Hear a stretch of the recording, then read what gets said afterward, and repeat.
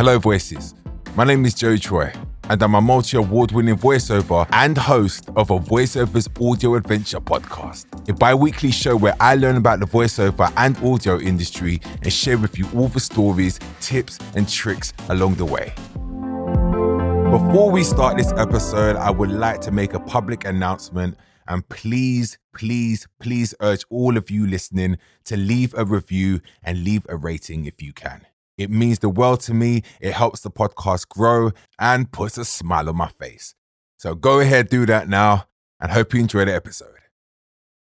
I occasionally get asked to do audiobooks, and even though I know I don't want to do them, a little voice in my head always wants to entertain it. I've done my fair share of long-form reads, but my sweet spot and main work usually comes in a shorter form, and I like to keep it that way.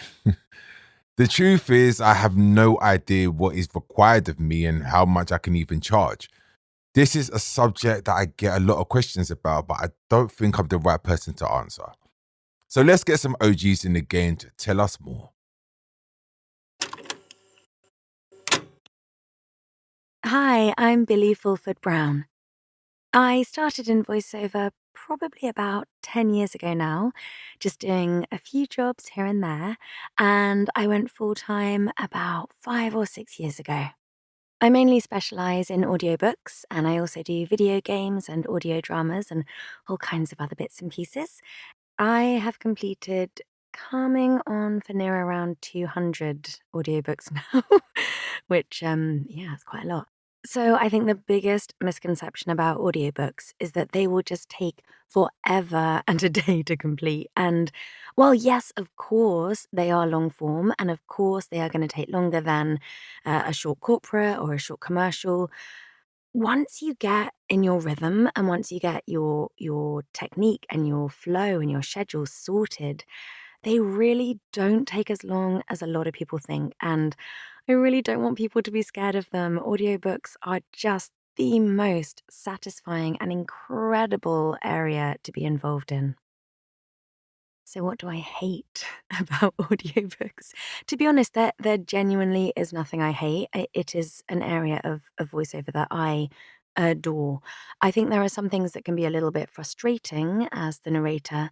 These are mainly things like when you get the script just way too late, because prep is absolutely key when you're doing an audiobook. You know, you've got all of the characters, the accents, the words that you need to look up. You also might need to get some questions back to the author if it's a fantasy world or, there's loads of made up words or language. So having enough time between the script landing in your inbox and actually recording, a good month is really ideal.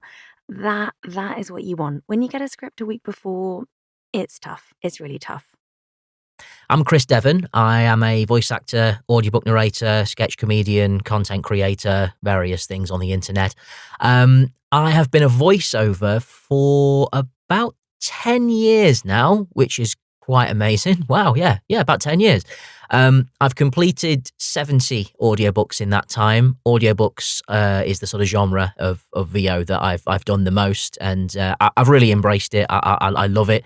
The biggest misconception about audiobooks is that it is horrifically time-consuming and energy draining. It is if you allow it to be. With a decent amount of preparation and proper vocal warm-ups and looking after yourself, and going for books that you're really passionate about and not just taking those big chunky projects because it's like, oh, okay, it's not a great book, but I need the money. Those books will be a real drag. Don't allow yourself to do that. Be careful with the jobs that you go for and make sure it's something you can prep and really get into. What I hate about audiobooks is only the fact that so many people still maintain to this day that audiobooks aren't reading. Of course they are. It doesn't matter whether a captivating story or an educating piece of work goes into your brain via your eyes or your ears or your mouth. As long as you are consuming that story and you benefit from that book, either in an entertaining way or enlightening or educational way or motivational way, perhaps, books have many, many benefits. It doesn't matter how you consume them. I think as long as people are continuing to consume them, great stuff. Audiobooks are definitely still reading. They still count. Damn, that was impressive to say the least. At the amount of experience and audiobooks completed. The thing that they both had in common was the passion for what they do, which ultimately doesn't even make it seem like work. Some great insights. Today's expert is newer to the industry and has turned his love for audiobooks into one of his niches, which he is killing. I wanted to know more about how he navigated the ever-changing landscape of the audiobook genre, what his processes of recording are, rates, and much more. Introducing Sebastian Brown.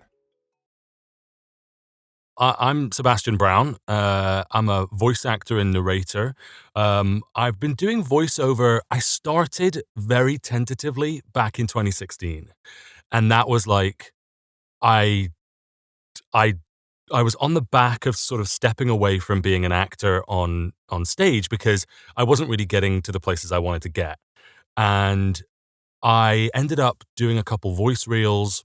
I kind of fell in with a couple people very randomly through people I knew who were doing, who worked for production companies, and they were doing things like demos that were for selling to clients. So they're not voiceover demos, but like they were doing mock-ups of things. Okay. So like a mock-up of a commercial for a company, and they asked me to be the voiceover for it. Now, this was just like it wasn't a real commercial, it wasn't broadcast, but it gave me the experience of going into a studio and actually doing the job. And that was like right off the bat, I kind of was in that environment.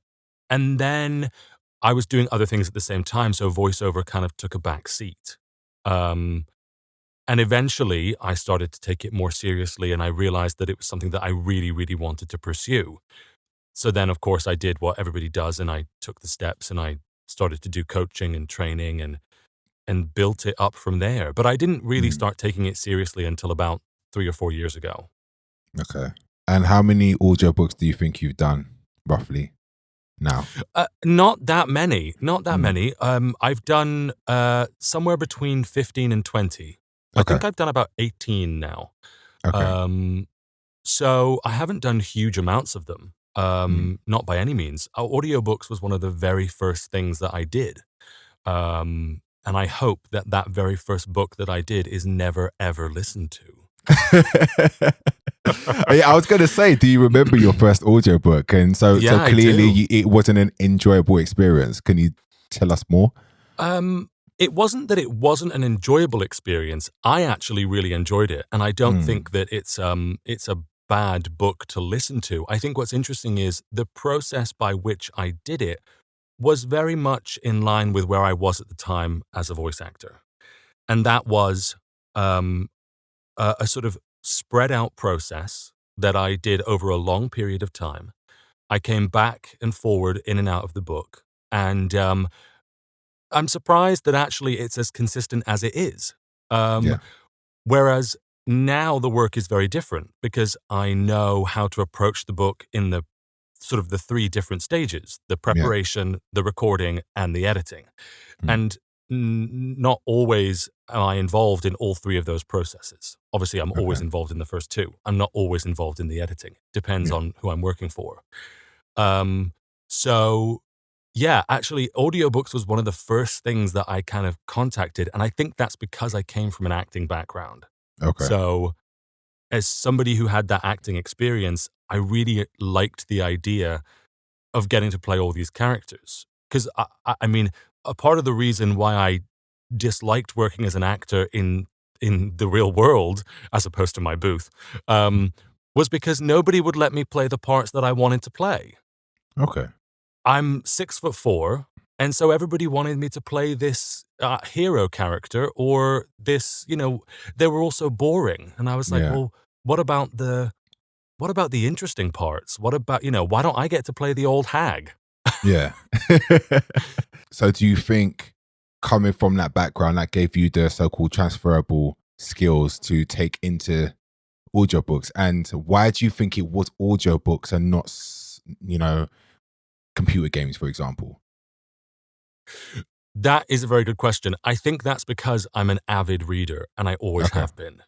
So I I think not only was there a love for the performance aspect of it, but there was also a love for reading that I've had from a very young age. So I think that's why it was definitely a transferable skill, because I'm quite a fluid reader. And so I really enjoyed that process. And I think when I began to move into that idea, I was like, this makes a lot of sense to do something that I already feel like I can sort of conquer. Of course, I was actually very naive about the skills that it requires to do an audiobook in the kind of way that it should be done. And I think that is interesting for a lot of people who come to it saying, oh, I would like to do this. I think I could be good at it. And it is a marathon. It Yeah. really is. And when you think about how much training goes into a marathon and how much you have to put in, I think the reason why a lot of voice actors might have a certain reticence about getting involved is because they might not feel that the worth at the end justifies the amount of training that you have to put Yeah. in. But I don't feel that way. Yeah. I absolutely love it, and I love the process. And I think that if you are going to do it, then you just have to prepare yourself in the appropriate way. And in that situation, you're going to end up with something that, can be really wonderful. And I am still at the beginning of learning, I've listened to some narrators and they are so good, Yeah. so good. The quality of being able to move sufficiently through different character voices, and even nonfiction narration, being able to bring it to life in a way that just keeps you engaged. I think it's such a skill, and I think that's why I'm so drawn to it, because it seems like this thing that I have to work hard at. So would you say that one of the main skills you need to do audiobooks would be, first of all, to love reading, and second of all, being able to create characters? So this is interesting. So I think if you're going to do nonfiction books, then obviously you don't need to be able to create characters. And I think that actually there's a lot of people who do specialize in just doing nonfiction. I think that, what was the other thing you said? Building characters. I forgot what the other point you made. So it's the characters and reading. Yeah. Oh, and the love of reading. Yeah. Yeah.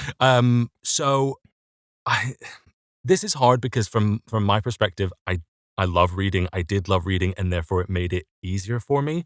I don't think you have to love reading, but I think you have to love telling stories, and that's the difference. Some people don't necessarily like to read books, but they're really good at telling a sort of exciting story, and they're very good at talking. And so that might be the way in which you kind of work your way into it. Like, do you love to tell a story? The only thing I would say is you have to practice. You have to pick up a book and you have to read out loud 5 pages every day. You have to get to the stage where you're reading those pages out loud and you're not making mistakes and you're not tripping over words and you're not having to constantly stop and start, because it will ruin the flow. And that's when you start to find your own pace. But I think a love of reading definitely helps. I don't think it's essential, but I think most people who love doing audiobooks, I think the love of reading probably helps a lot more with fiction. Okay. Because I think a lot of people who do nonfiction, a lot of voice actors do long form narration for lots of other areas, like e-learning and things like that. But I think if you're going into fiction audiobooks, you kind of have to love the process of reading and telling that story. So you get an email from an agent saying, we want you to do this job, which is obviously an audiobook. What is the process and how do you prepare for each job? Okay, so I guess I'll use the last one I just did as an example. I guess immediately what you're looking at is a couple different things. So the rate is it worth the time? We'll get into rates later. Don't worry. Yeah, we'll get into rates later. Yeah. I know that's a whole nother can of worms. As it is with all areas of voiceover, right? Like it is an endless can of worms. So if I get an email from somebody and they want me to do an audiobook, the things that I'm looking at are where is it coming from and what kind of place is it going to? So who is it coming from in terms of what size of publisher is it? What size of recording studio is it? Am I doing it in-house? Am I doing it in my booth? And where is it going? Where is the platform that it's going to be on, and how is it going to be received? Because those things kind of inform the process of what I'm going to have to do. The most recent book that I finished was my first book for Penguin in New York. And they contacted me and said, we've got a dual narration and we think you'd be right for this character. And I think that might have been cast through Ahab Talent. And they obviously do a lot of audiobook casting within that platform, as well as having auditions for people to, audition for. So they got in touch with me and said, we think you'd be right. And it's a dual narration. So half the chapters are yours, half the chapters belong to a female narrator. So once I'd accepted the job, and they obviously are in New York, so they did a studio check on my recording studio. And once they'd approved it and they were happy with the quality, they then said, great, we'll book in some dates. We booked in 3 dates. And from that point, which was probably about 3 weeks before, I then had to prep the book. Okay. Now, prep is completely different for everybody. And it's a process that each individual can do their own thing with. There are certain do's and don'ts, I guess, that apply, but really it's very much an open spectrum. I did a course with the incredible Helen Lloyd. And if anybody doesn't know Helen Lloyd, then you should listen to her books and, listen to her advice in any way, because she's a fantastic narrator. And she taught me everything I know, basically. So I did a course with her that was 6 modules. And I thought it was going to take me 6 weeks. And it took me about 1 year and 2 months, I think it was. Wow. Mainly because I was also working at the same time and doing other things, but also because each module involved a heavy amount of reading and a heavy amount of preparation, recording, and sending things to Helen to listen to. And then there was a feedback process. I can't tell you how detailed it was and how much work it took and how much it elevated what I thought I knew about audiobooks. So I will say the training helps. It is important. And you can go into narration in a lot of different ways, but that was the way that I did it. So basically that process really helped me with my preparation, because I now have all these things that I learned in terms of building characters, not building voices. And that was one of the most important things that Helen stressed, was that you're not building voices. You're not here to put on funny voices. You're here to play characters, and they have to live in you. So when that narration comes around and I'm being the Jasper Blunt, the soldier, and then all of a sudden I'm being this coquettish little lady. They all live in different parts of my body, because I have to be able to move through them very quickly. Yeah. And saying that, I've listened to other narrators who have sounded far more distinct from person to person. That's something that I really want to work on, is really varying those voices so that they sound very distinct. Anyway, sorry, I'm waffling on. So basically, prep the book. I have a tendency to just keep talking. Once I've prepared the book, which normally involves probably reading it 2 or 3 times. It depends on the process of what the book is. Normally, I would read it once without making any notes. I would just read it as a reader.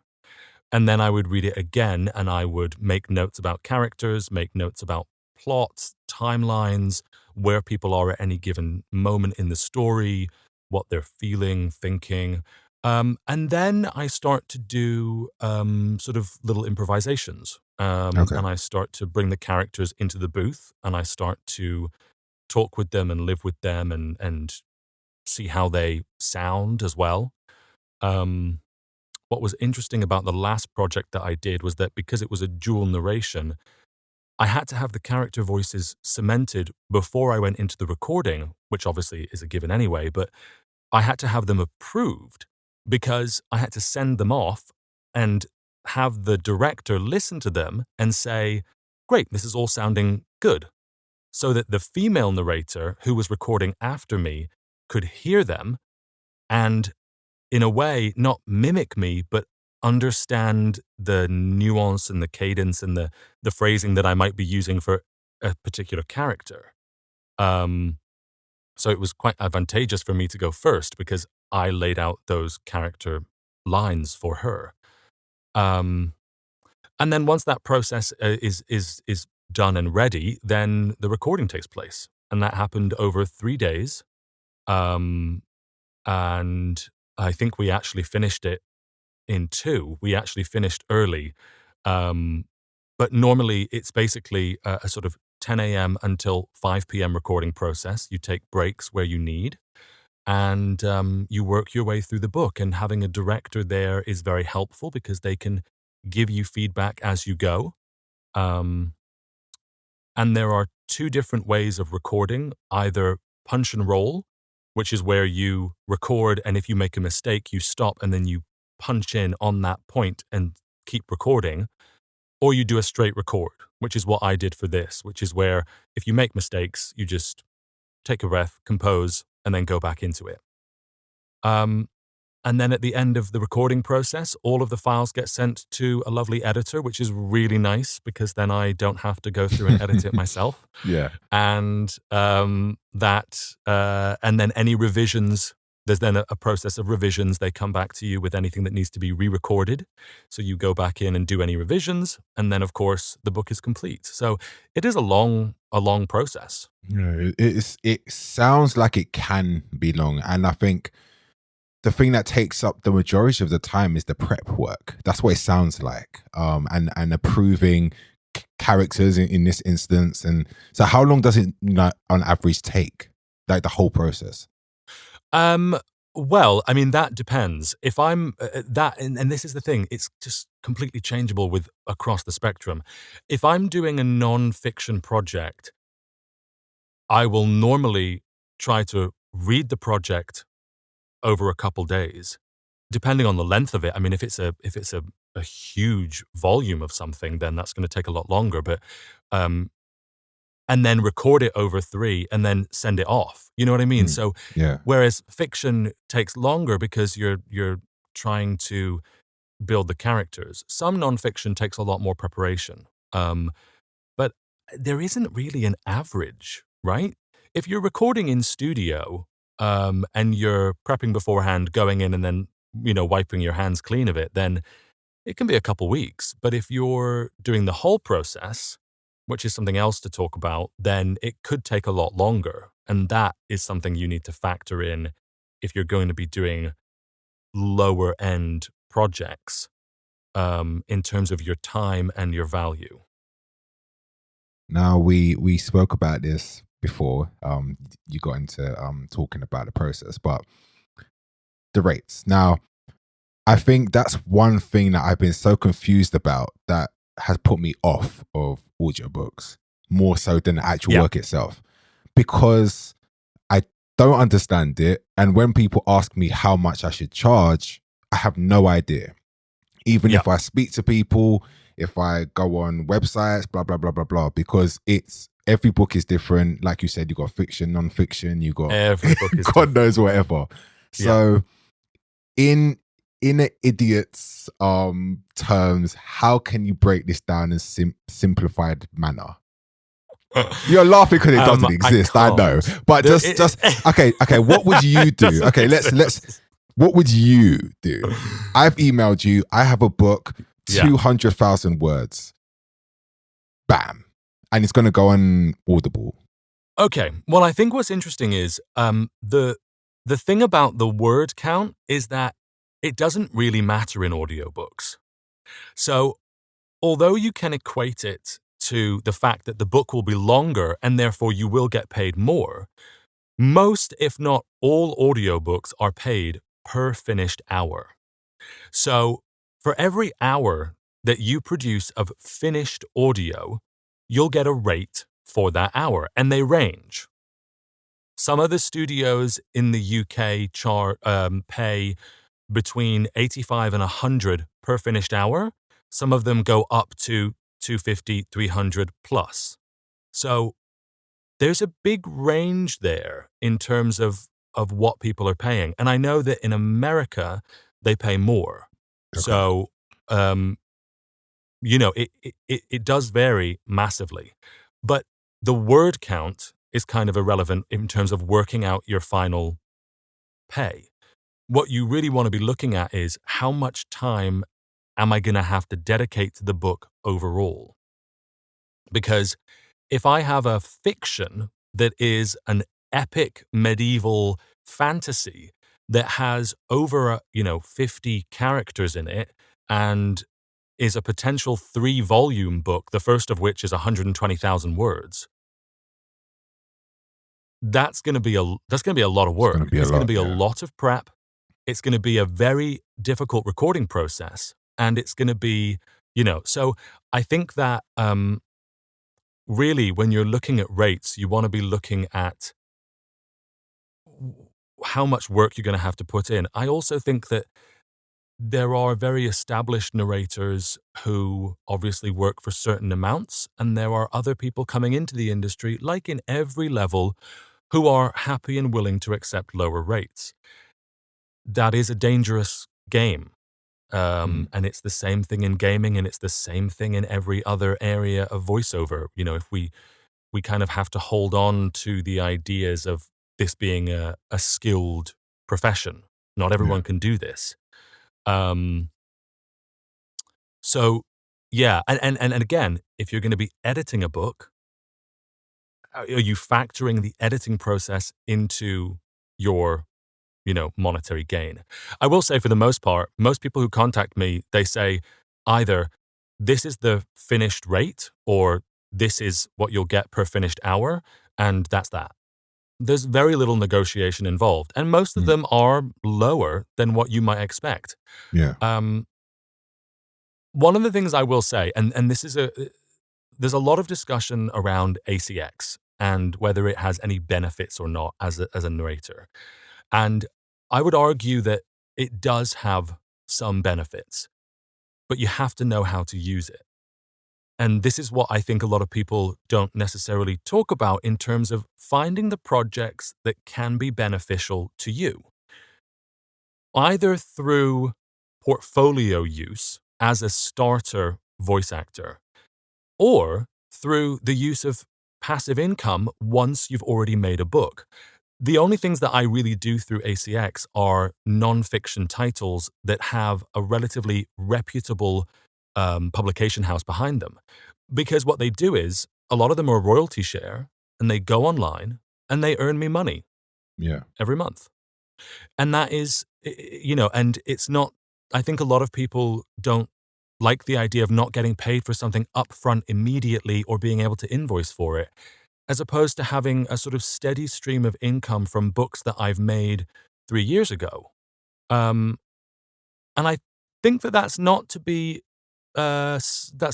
put down by, in the UK, it's a lot harder because the books available for UK narrators on ACX are not as good as the books available for American narrators. It's a much bigger thing in America. The UK doesn't take it as seriously. But what I would say is choosing projects that are advantageous, doing your research about them can be very beneficial to you. For those who don't know, would you like to explain what ACX is? Yes. So ACX is the Audiobook Creation Exchange. It is a company, it is a subsidiary of Amazon, basically. And on it, there are books that you can audition for. So you can put your samples up, and producers will also find you. I've had people approach me through ACX and ask me to do books. And if you're starting out as a narrator and you don't know where to begin, it's a good place to look at the kind of projects that are available and see whether or not you even want to get involved, and practice. Because Yeah. audiobooks, you kind of have to know whether you can do it first. You got to practice, you got to put in some time. And so the platform allows you to send auditions to either directly to authors or producers, and they have a range of pay available. They have royalty share projects whereby you get half of the sales of the book, which I know people will talk about a lot. It's not actually half of the sales, but you get based on the contract, it's not actually half of the sales, but that's a whole nother issue. You get money from the sale of the book, and there are also per finished hour rates, and they go up to 1,000 per finished hour. And that does tend to be on the big American books that are on there. But it is a resource that can be used, especially when you're starting out. And just to wrap it up, you kind of touched on this during our talk anyway, but do you want to recommend any good resources that people can, if they're just starting or if they want to learn more? Yeah, well, there's actually a lot of different things online. So there's the Narrator's Roadmap, which is a fantastic website. And it basically offers a lot of advice from the beginning all the way through. It will guide you on lots of different things. If you're looking at serious coaching, then I would consider talking to Helen Lloyd, as long as you already have an idea that you want to do it. Because she's a great resource, and she's a great teacher. And obviously, once you are then narrating and once you're going, I would say look at ACX. Don't be afraid of it. If you don't want to use it, then don't. I'm definitely at the position where I'm, working much more with independent publishers and authors than I am with ACX, but it is still a good resource, and it is something that there is work there to be had. But also, don't be afraid to get in touch with publishing houses and with people and to advertise yourself, and to, sell those narration skills. Is there also any other places that people can learn about more of the business element of it, like just the workings and the rates and how to, prep and I think, stuff like that? The Narrator's Roadmap is actually, if you look at things like that, they have a lot of advice on them about the process. The preparation thing, there's not a lot out there in terms of how you should or shouldn't do it, only because it's quite personal. So I think that's why, but also, a lot of coaching establishments will teach you about that process, whether that's with Helen Lloyd or whether that's with another establishment that has an audiobook, kind of tangent to it. A lot of them will teach you about that process. And I know there are lots of resources online. I just don't know the names of them because I don't retain any information in my head. For the sole purpose that I have to live in the moment on the page. So I can't keep things in here, otherwise they distract me. I love that excuse. It is true, trust me. If I have other things going on, I'm like, what? So I would say, in terms of the business aspect, in terms of the rates, I would ask people and genuinely, it's hard in this context to say this is what you should be charging, because it doesn't really apply. There's too many variables in place. So I think the most important thing is to say, if you have a question, don't be afraid to approach somebody who's working in the business. I mean, send me an email. God, I'll give you advice. I'll happily give people advice about what they should or shouldn't be charging. Not that I'm the arbiter of all audiobook knowledge, but I think it's helpful to have somebody to bounce off of. I would say the business aspect of it is something you have to do a little bit of research about, and you have to be clued up about, and you have to outline what you are willing to do. Like you said earlier, you have to know, what am I willing to narrate? What am I willing to do for the long term in terms of how much time I can dedicate to it? Am I willing to do adult content, which is obviously a huge aspect of the industry? Like, am I willing to do political content, religious content? Outline your parameters, just in the way you do with all the other areas of your voiceover work. Make sure that you have those parameters in place so that when somebody emails you and says, I'm doing this book, it's £50 per finished hour, it's 80,000 words, I need it in 2 weeks. And you're like, thank you so much for considering me, but no. And on that note,